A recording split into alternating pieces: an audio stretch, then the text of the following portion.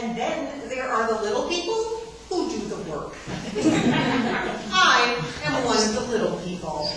Mr. Toastmaster, fellow Toastmasters, and most welcome guests. When I started my current job, my boss said to me, "Now Liz, our phone system is so complex that we are not going to ask you to do anything this week except learn how to use the phones."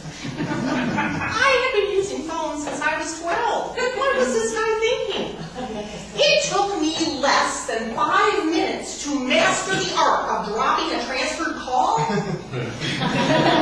It took less than 15 minutes to come up with 20 plausible reasons why that was not my fault. By the end of the day, I was so secure with the new phone system that I begged my boss for more to do. The phone system, however, had its own ideas. Deep in the devious circuitry under my desk, a plot was being hatched. A plot so diabolical, so evil, so infuriating that it is going to take me 5 to 7 minutes to describe it. That's a little Toastmaster joke. The first thing that happened is the phone started randomly disconnecting very important people in the middle of their calls. It wasn't me, really. They had dialed their own calls and the phone just disconnected them. I was advised, call JR, the phone guy. I called JR. He came out. He looked at my phone for 5 minutes, during which time it did not ring. At the end of 5 minutes, JR said, "This phone is in perfect working order," and he gave me the bill for $85.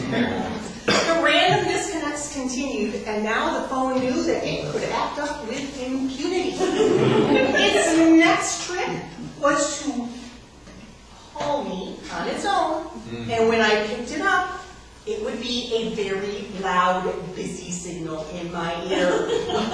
I began to develop a twitch. My boss said to me, "Listen, I have just a thing for you.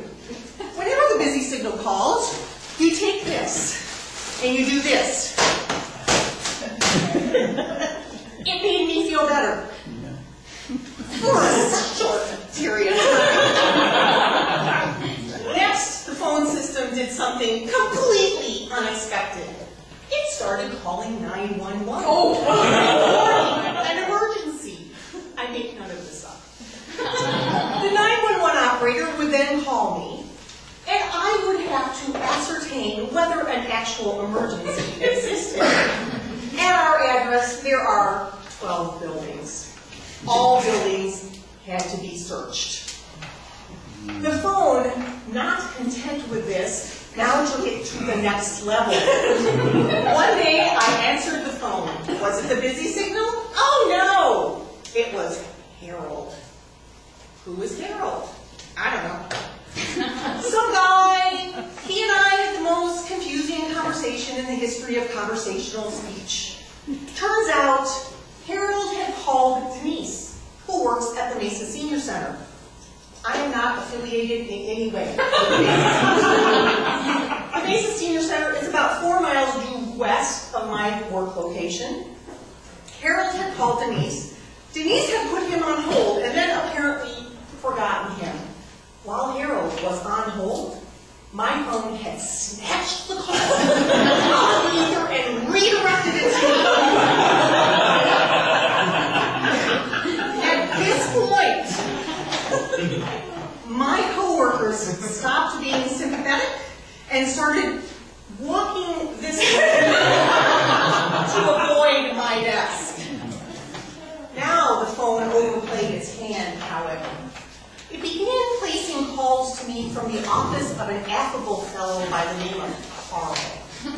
Now, Carl works with us, if you can call it work. Actually, Carl exists outside of the space-time continuum as far as work goes, which means he doesn't actually do it.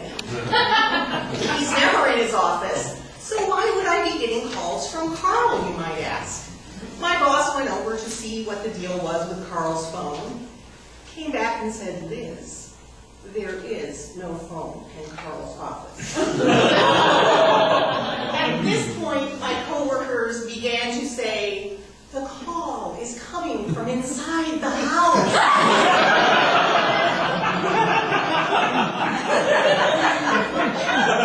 Imagine my joy when I opened my email and found the memo that read, a new lead has purchased a new phone system. It will be installed over Labor Day. I did the dance of joy. I sang, I twirled my coworkers about.